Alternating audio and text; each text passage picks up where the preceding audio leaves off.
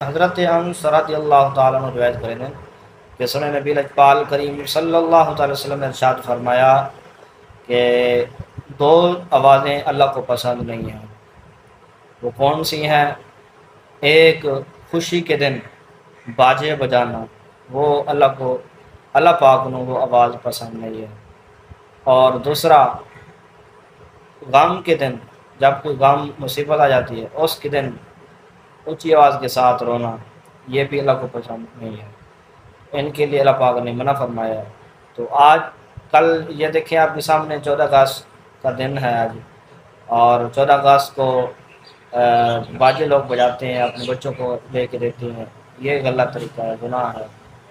اور باجے بیچنے والا اور بنانے والا اور سیل کرنے والا اور لینے والا گناہ کا مستحق ہے، کبیرہ گناہ ہے۔ اور جو باجے بناتا ہے ان کی روزی اور ان کا کاروبار یہ حرام ہے۔ جو باجے سیل کرتا ہے ان کی روزی بھی حرام ہے، کاروبار حرام ہے۔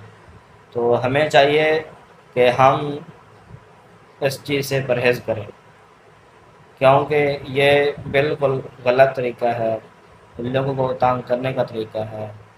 حضرات گرامی، ہمیں چاہیے کہ ہم 14 اگست کو قرآن کریم کی تلاوت کریں اور سورہ فاتحہ اور سورہ اخلاص پڑھ کے، جنہوں نے قربانی دی 14 اگست کو پاکستان کے لیے قربانی دیاں، اور علماء نے قربانی دی، اور کافی علماء نے اور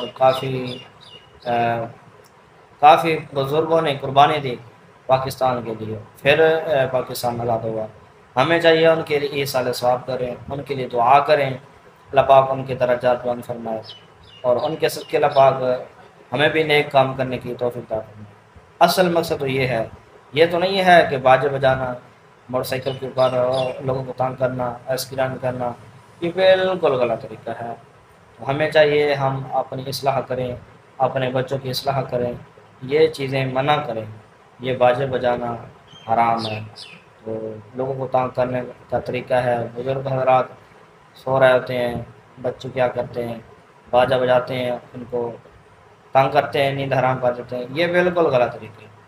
کافی حضرات لکھے پڑھے ہیں پھر بھی بچوں کو باجے لے کے دیتے ہیں، لیکن ان کو یہ بھی معلوم ہے یہ حرام ہے، یہ غلط طریقہ ہے، پھر بھی وہ باجے لے کے دیتے ہیں۔